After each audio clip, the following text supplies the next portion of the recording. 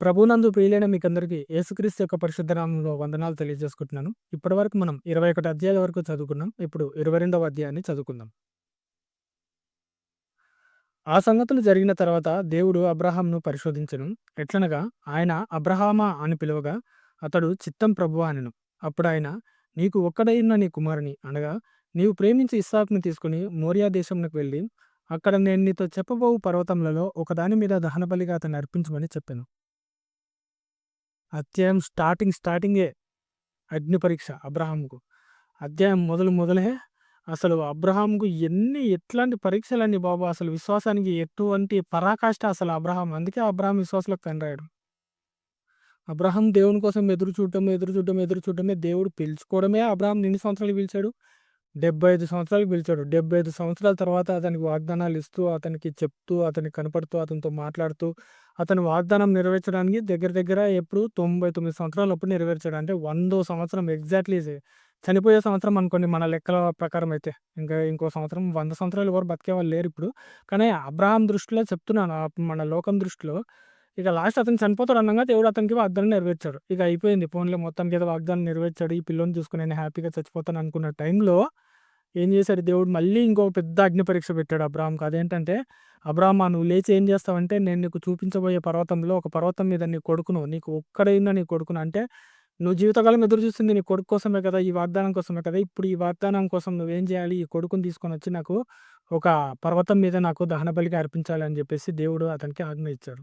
Abraham చూడండి ఎంత తగ్గింపు, ఎంత ఓర్పు, ఎంత విధేయత. ఇన్ని సంవత్సరాలు ఎదురు చూస్తే నువ్విచ్చింది ఇప్పుడు గదా ప్రభువా 100 సంవత్సరాలకు. మరి ఇప్పుడా నువ్వు అడిగేది?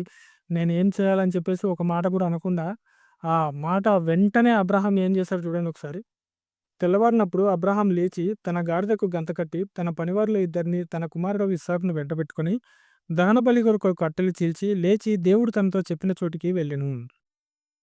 అంతే. No arguments, no question, no answer ఏం లేదు. Straightforward. దేవుడు చెప్పాడంటే అబ్రాహాం చేసేస్తాడు అంతే. అంత పక్కా అనమాట. అది ఏదైనా గానీ, అది ఎంత పెద్ద ఆజ్ఞ అయినా గానీ, అది ఏమైనా కానీ, ప్రాణం పోయే సందర్భమైనా సరే. యాక్చువల్‌గా మనుషులు వాళ్ళ ప్రాణాలు ఇమ్మటిస్తారు కానీ, కొడుకుల ప్రాణాలు ఇమ్మంటే ఇయ్యరు. కానీ దేవుడు చెప్పిన మాట ప్రకారం అబ్రాహాం తల వంచి ఏం చేశాడంట, తర్వాత రోజు పొద్దున్నే లేచాడు. దానబలి కొరకు కట్టెలు రెడీ చేసుకున్నాడు. మొత్తం ఏమేమి సామాగ్రి కావాలో అంతా రెడీ చేసుకొని గాడిదకి గంత కట్టి ప్రయాణమై ఎళ్ళిపోయాడు అంతే. No question, no answer. అంటే దేవుడు చెప్పాడంటే ఎదురులేదనమాట. ఎంత విశ్వాసం ఉండిండొచ్చు దేవుని మీద. అంటే దేవుని మాటకి ఎంత లోబడుతున్నాడనేది ఒకసారి చూసుకోండి మీరు. వాడు అబ్రాహాం కనులెత్తి దూరం నుండి ఆ చోటు చూచి తన పనివారితో, "మీరు గాడిదతో ఇక్కడే ఉండుడి. నేనును ఈ చిన్నవాడును అక్కడికి వెళ్ళి దేవునికి మొక్కి మరలా వచ్చెదమని" చెప్పి దహనబలికి కట్టెలు తీసుకొని తన కుమారుడగు ఇస్సాకు మీద పెట్టి తన చేత్తో నిప్పును కత్తిని పట్టుకొని పోయెను. ఒక్కసారి చూసుకోండి అసల ఎటువంటి ఆ! సందర్భం అసలిది. ఆహ్, ఏం చెప్తున్నాడంటే అక్కడికి వెళ్ళిన తర్వాత అబ్రాహాము ఏమంటున్నాడు తన పనివారితో మొత్తానికైతే అనుకున్న చోటుకొచ్చేసాడు. మీరిక్కడనే ఉండండి. పనులను ఇక్కడనే ఉండిమని చెప్పి, నేను ఇస్సాకు వెళ్ళి పైకెళ్ళి దేవునికి మొక్కి మరలా తిరిగొస్తాం. అంటే ఇస్సాకుతో నేను ఖచ్చితంగా తిరిగి వస్తానని చెప్పి తన పనివాళ్ళతో చెప్తున్నాడు. అంటే ఎంత నమ్మకం ఉండిండొచ్చు దేవుని మీద. నాకు ఇస్సాకుని మళ్ళీ తిరిగి ఇస్తాడు దేవుడు. ఇస్సాకుతో కూడా నేను ఖచ్చితంగా తిరిగి వస్తాను అని ఎంత నమ్మకంగా చెప్తున్నాడు. అంటే ఎంత విశ్వాసంగా ఉన్నాడో చూడండి ఒకసారి. అంటే దేవుడు ఎంత శక్తిమంతుడంటే నా బిడ్డని నేను చంపినా కూడా తిరిగి బతికించగలడు అనే ఒక గట్టి నమ్మకము అబ్రాహాముకు ఉందన్నమాట. అంటే దేవుడు ఎంత శక్తిమంతుడంటే నేను నా బిడ్డను 2 ముక్కలుగా నరికినా కూడా దేవుడు తిరిగి మళ్ళీ బతికించి నాకు ఇవ్వగలడు అని నమ్మాడన్నమాట అబ్రాహాం. అందుకే విశ్వాసులకు తండ్రి అయ్యాడు. పోనీ అటువంటి సందర్భం ముందు ఎక్కడైనా జరిగిందా? మనకంటే ఉదాహరణకు చెప్తున్నాను. యేసుక్రీస్తు ఎన్నో అద్భుతాలు చేశాడు. యేసుక్రీస్తు ఎన్నో రోగాలు పోగొట్టాడు. లేదంటే చనిపోయిన వాళ్ళని లేపాడు కాబట్టి ఇప్పుడు మనకు కొంచెం విశ్వాసం ఉందంటే ఒక రకమైన అర్థం ఉంది. ఎందుకంటే ఇంతకుముందు జరిగాయి గదా కొన్ని సంఘటనలు. కానీ అబ్రాహాంకి అటువంటి సంఘటనలు కూడా జరగలేదు. చనిపోయిన వ్యక్తి ఒక్కరు కూడా తిరిగి లేవలేదు. అబ్రాహాం కంటే ముందు అసలు ఒక్కరు కూడా అటువంటి సందర్భం లేదు. ఎక్కడ కూడా చనిపోయిన వ్యక్తి లేసినట్టు లేదు. కానీ అబ్రాహాం ఎట్లా నమ్మాడు మరి? అదే విశ్వాసానికి పరాకాష్ట అనమాట. అందుకే అబ్రాహామును విశ్వాసులకు తండ్రి అని చెప్పేసి పిలిచాడు దేవుడు. అందుకే అబ్రాహామును స్నేహితుడిని చేసుకున్నాడు. అబ్రాహాము దేవుని ఎంతగా నమ్మాడు చూడండి. అందుకే తన పని వాళ్ళతో చెప్పినాడు, "నేను బిడ్డ తిరిగి ఖచ్చితంగా వస్తాం మీ దగ్గరికి. మీరేమి టెన్షన్ పడకండి" అన్నట్టు చెప్తున్నాడనమాట. అంటే అబ్రాహాము ఎంత విశ్వాసంగా ఉన్నాడు దేవుని మీద అనేది ఒకసారి చూసుకోండి మీరు. దహనబలికి కట్టెలు తీసుకొని తన కుమారుడు ఇస్సాకు మీద పెట్టి వారిద్దరూ కూడి వెళ్ళుచుండగా ఇస్సాకు తన తండ్రి అయిన అబ్రాహాముతో, "నా తండ్రి" అని పిలిచెను. అందుకతడు, "ఏమి నా కుమారుడా" అనెను. అప్పుడతడు, "నిప్పును కట్టెలను ఉన్నవి గాని దహనబలికి గొర్రెపిల్ల ఏది" అని అడగగా అబ్రాహాము, "నా కుమారుడా, దేవుడే దహనబలికి గొర్రెపిల్లను చూచుకొనునని" చెప్పెను. ఒకసారి చూసుకోండి అసలు ఈ సంఘటన నిజంగా అసలు ఆ చిన్న పిల్లవాడు మాట్లాడుతుంటే అసలు చూడండి మామూలుగా ఎవరైనా సరే వాళ్ళు పిల్లల్ని కన్న వాళ్ళకి తెలిసుంటది. లేదంటే చిన్న పిల్లల దగ్గరికెళ్ళిన వాళ్ళకి తెలిసుంటది.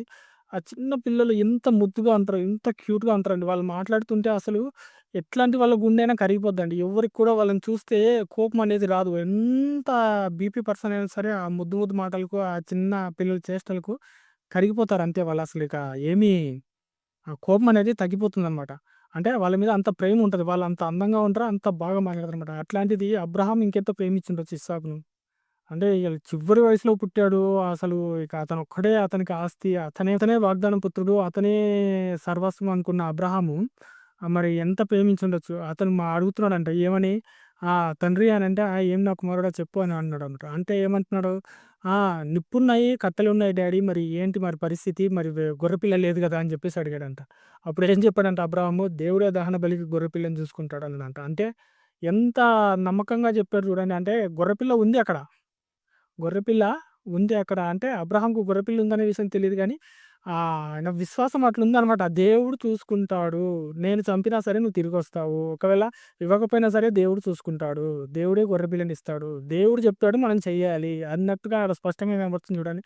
విశ్వాసం ఎంత రేంజ్‌లో కనబడుతుందో. అంటే ఒక మారు మాట గూడా మాట్లాడలేదు. ఆయన ఎంత బాధపడ్డాడో లోపల ఏం జరిగిందో తెలీదు కానీ, ఆయన విశ్వాసాన్ని ఎంత పర్టిక్యులర్‌గా చూపిస్తున్నాడు. ఎంత స్పష్టంగా కనబడుతుంది మనకు. అబ్రాహాం యొక్క విశ్వాసం. దేవుడే చూసుకుంటాడు. నువ్వేం కంగారు పడకు అన్నట్టుగా చెప్తున్నాడన్నమాట. దేవుడు చూసుకుంటాడు గొర్రెపిల్ల. నువ్వేం టెన్షన్ తీసుకోకు అన్నట్టు చెప్పాడు కొడుక్కి. అలాగూ వాళ్ళిద్దరూ కూడి వెళ్లి దేవుడు అతనితో చెప్పిన చోటికి వచ్చినప్పుడు అబ్రాహాము అక్కడ బలిపీఠం కట్టి, కట్టెలు చక్కగా పేర్చి, తన కుమారుడు ఇస్సాకును బంధించి, ఆ పీఠం పైనున్న కట్టెల మీద ఉంచెను. మొత్తానికైతే క్లైమాక్స్ వచ్చేసింది. అంటే ఇక చివరి సందర్భం అయితే వచ్చేసింది. ఆడికొచ్చిన తర్వాత ఇంకేముంది ప్లేస్‌కైతే చేరుకున్నారు కాబట్టి కట్టెలు చక్కగా పేర్చాడు. ఇస్సాకు చూస్తుండొచ్చు టెన్షన్‌గా. ఏంటి ఏం జరుగుతుంది? గొర్రెపిల్ల అన్నాడు. మరి ఇక్కడేమో గొర్రెపిల్ల లేదు. ఫాదర్ ఏమో అన్నీ రెడీ చేస్తున్నాడంటే ఈయన కూడా బుడ్డి బుడ్డి చేతులతో మన ఇంట్లో పిల్లలు ఎంత బాగుంటారండి. మనం ఏదన్నా పని చేస్తున్నామనుకోండి, మంచి పని చేస్తుంటే, గుడ్ బై రా నువ్వు" అట్లా ఇట్లా అంటే వాళ్ళు కూడా చిన్న ఇటుక మోయడము. వాళ్ళు కూడా ఒక చెంబుతో నీళ్లు తెచ్చియడము. లేదంటే ఇంట్లో ఏదైనా సర్దుతుంటే వాళ్ళు కూడా సర్దడము. సహకరిస్తుంటారు కదా! అట్లా సహకరించుండొచ్చు ఇస్సాకు కూడా. నేను అనుకుంటున్నాను. అంటే తండ్రిని ఎంత ప్రేమించుండొచ్చు. వీళ్ళిద్దరు ఎంత బాగా ఉండిండొచ్చు.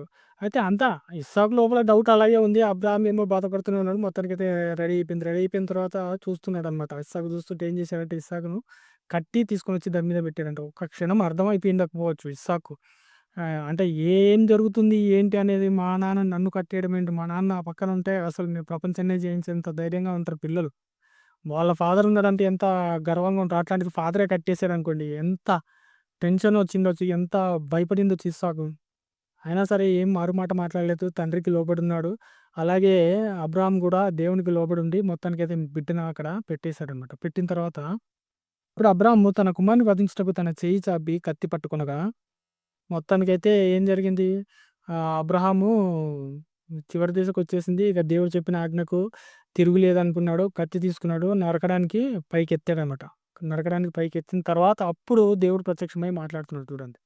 పరలోకం నుండి "అబ్రహామా! అబ్రహామా!" అని అతన్ని పిలిచెను. అందుకతడు "చిత్తం ప్రభువా" అనెను. అప్పుడాయన "ఆ చిన్నవాని మీద చెయ్యి వేయకుము. అతన్నేమీ చేయకుము. నీకు ఒక్కడాయన్న నీ కుమారుని నాకియ్య వినతీయలేదు గనక, నీవు దేవునికి భయపడేవాడవని ఇందువలన నాకు కనబడుచున్నదనెను." మొత్తానికైతే అబ్రాహాము అందుకే మనకు హెబ్రీల్లో గూడా రాసుంటది. అబ్రాహాము బలిగా అర్పించేసాడని ఉంటది. నిజంగా అర్పించేసాడా? అంటే అతని మనసులో అర్పించేసాడండి. అతని మనసులో ఇచ్చేసాడు. ఇది ఎటువంటి సందర్భం అంటే కొంతమంది వాళ్ళ దగ్గర ఏదైనా వస్తువు ఉన్నా గూడా "అరే! ఇది నీదిరా" అనంటే కొంతమంది ఉంటారు చూసారా? మాట పౌరుషానికి పోయి ఇప్పుడు ఇంట్లో కొడుకుంటాడు. లేదంటే ఏదో సంథింగ్ ఇంట్లో ఎవరితోనో గొడవ అయి ఉంటది. లేదంటే నీ మనసుకు నచ్చని వాళ్ళు ఉన్నా గూడా లేనట్టే ఫీల్ అవుతుంటారు. వాళ్ళతో మాట్లాడరు. ఆళ్ళు ఇక చనిపోయిన వాళ్ళతో సమానంగా ఫీల్ అవుతుంటారు. అట్లా అబ్రాహాం కూడా దేవునికి ఇచ్చేసానని ఫిక్స్ అయిపోయాడు అంతే. ఇచ్చేసాడు అంతే. ఇచ్చేసాడు. చంపేసాడు గూడా. దేవుడు అప్పుడు పిలవకపోతే చంపేసాడు గూడా. అంటే దేవుడు పిలిచి కాపాడాడు పిల్లవాడిని గానీ చెప్తున్నాను సందర్భము. అట్లా అందుకే అబ్రాహాం మనసులో దేవునికి ఆ బలి అర్పించేసాడు. కాబట్టి ఆ బలి అర్పించేసినట్టుగా రాయబడిందనమాట. మొత్తానికైతే దేవుడు ఆ క్షణంలో పిలిచాడు. పరలోకం నుండి పిలిస్తే "అబ్రాహామా! అబ్రాహామా!" అంటే "ఏంటి ప్రభువా" అనంటే "నీకొక్కడైన నీ కుమారుడిని నువ్వు నాకు చెప్పగానే ఇచ్చేసావు కాబట్టి నువ్వు దేవుడికి భయపడేవాడివని నాకిప్పుడు అర్థమవుతుంది" అని చెప్పేసి దేవుడు అతనితో మాట్లాడాడనమాట. మాట్లాడి మొత్తానికైతే ఆ పనిని ఆపాడు. అప్పుడు అబ్రాహాము కనులెత్తి చూడగా పొదలో కొమ్ములు తగులుకొనున్న ఒక పొట్టేలు వెనక తట్టున కనపడెను. అబ్రాహాం వెళ్ళి ఆ పొట్టేలును పట్టుకొని తన కుమారునికి మారుగా పెట్టి దహనబలిగా అర్పించెను. అబ్రాహాము ఆ చోటికి యెహోవా యీరే అని పేరు పెట్టెను. అందుచేత యెహోవా పర్వతం మీద చూచుకున్నాడని నేటి వరకు చెప్పబడును. మొత్తానికి దేవుడు పిలిచిన తర్వాత అబ్రాహాం అటు ఇటు చూస్తే అక్కడ పొదల్లో ఒక మంచి మేకపిల్ల కనపడింది. దేవుడే చూపించాడు. మొత్తానికి అబ్రాహాం ఏం చేశాడు, ఇస్సాకు ప్లేస్‌లో ఆ మేకపిల్లను పెట్టి బలిగా అర్పించాడు. ఆ చోటికి యెహోవా యీరే అని పేరు పెట్టాడు. యెహోవా యీరే అంటే యెహోవా చూచుకొనును అని చెప్పేసి అర్థం అన్నమాట. దూత రెండవ మారు పరలోకం నుండి అబ్రాహాంను పిలిచి, నీకు ఒక్కడే ఉన్న నీ కుమారుని ఇయ్య వెనుతీయక ఈ కార్యం చేసినందున నేను నిన్ను ఆశీర్వదించి ఆకాశ నక్షత్రముల వలెను సముద్ర తీరమందలి ఇసుక వలెను నీ సంతానము నిశ్చయంగా విస్తరింపచేసేదను. నీ సంతతి వారు తమ శత్రువుల గవిని స్వాధీనపరచుకొందురు. మరియు నీవు నా మాట వినినందున భూలోకంలోని జనములన్నీయు నీ సంతానం వలన ఆశీర్వదించబడునని నా తోడని ప్రమాణం చేసియున్నానని యెహోవా సెలవిచ్చెను. తర్వాత అబ్రాహాము తన పనివారి యొద్దకు తిరిగి రాగా వారు లేచి అందరినూ కలిసి బెయేర్షెబాకు వెళ్ళిరి. అబ్రాహాము బెయేర్షెబాలో నివసించెను. చూసుకున్నట్లయితే ఏం జరిగింది ఆ తర్వాత ఆహ్, దేవుడు అబ్రాహాంకు మళ్ళీ తిరిగి వాగ్దానాలు ఇచ్చాడు. "నువ్వు నాకు వినతియ్యకుండా నేను అడగంగానే నీ కుమారుని ఇయ్యడానికి నువ్వు నాకు వినతియ్యలేదు గనుక శత్రువులందరూ కూడా నీకు లోబడతారు.